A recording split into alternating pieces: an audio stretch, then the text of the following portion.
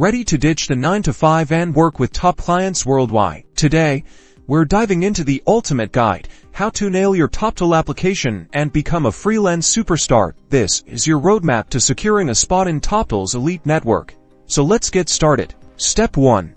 The application form. Head to the Toptal website and fill out the application. Be meticulous and honest with your information. They're looking for high-caliber freelancers, so be sure your resume and cover letter are polished and showcase your best work. Step 2. The skills assessment. This is where you see if your skills are up to par. Toptal has a rigorous screening process, so prepare for the coding or designing assessments. This usually involves completing a series of tests to evaluate your technical expertise. Practice these skills extensively before applying. Step 3.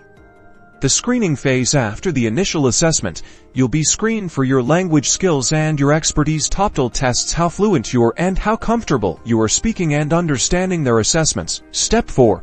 The take-home challenge. You'll be assigned a project to prove your abilities, so ensure your completed task is clear and accurate, which will help you get a good review before starting the project. Ensure you clarify the parameters and understand what is being asked of you. Step 5.